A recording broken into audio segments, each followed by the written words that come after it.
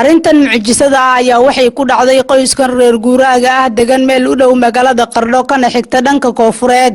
sidee noo sheegeen qoyskan ayaa waxa arrintan mucjisada ay ku socotay muddo 2 bilood ah oo lagu tuuray dhagax meel uu ka socdo aan la aqoon dhagaxan ayaana geysan wax dhimasho balse u geystay dhaawac farxiye cabdiqani oo ah maamada qoyskan ayaa TV-ga dowladda Jubbaland ugu warbixisay sida ay wax u dhaceen iyo qoyskooda inta uu ka kooban yahay annaga wixii nala soo darsay wuxuu ahaa mucjiso ilaahay keenay ma garat maqaariib bay ahayd xilli cirguduuda bay ahayd بريادي هورتان عرقدودي بنا دقحين جراي عرقدودي هدونا دقحين جرانا هذا انت هذا هوشو لما بلود بيسوعنيس لما بلود يسوعنيس انت حالة دويد مقاريبتي بيد هذا ان وقت والبلا دقحيه حالة دقة قبل هذا نور باكوي هلا نيجي هلا خميد يلا مركي ولا ضد قراء أقريانين 10 دقح على قراء إيجا ولا دلا ولا دقحية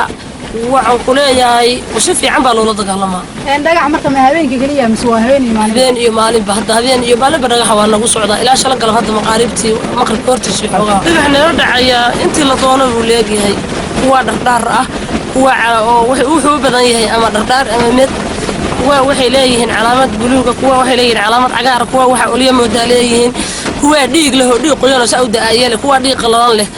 wax la koobi karo maaha intii la doono nooc weey dhagaxna la dhaca guriga alaabta waa la tuurtuuraya raashinka waa la jeexjeexaya waa la qubaya qarkaas loo fatahaya wixii guriga gudihiisa yaan haruubada weelka wixii adoo gurigaas anigu war koobi karo guriga alaabta taal oo dhan qarkaas loo fatay waa la qubaya waa la tuuraya marka waxa idin muuqdamaya markii alaabta banaanka loo saaro ma anagu alaabta orshayga carraya arkaysa anagu wax baaragno cunada qarax baa lagu shubaa goortii sida bariiska looga soo rido ama wuxuu kastaba ha ahaadee wixii cuntaha la soo dhigo oo caruurta loo soo dhigo qarax intii in leeg baa lagu daraa oo quruur iyo ciid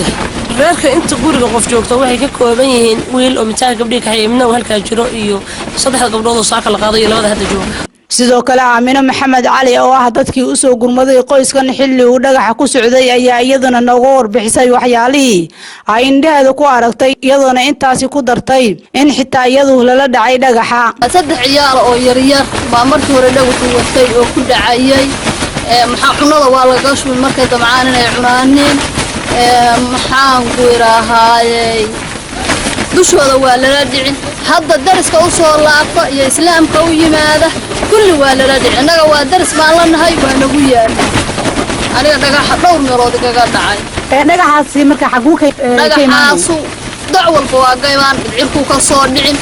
dhinacu ka soo tuurmin marka dhagax markuu kugu soo socdo marka ma arkaysaa waa arkin toos baad ugu jeedaa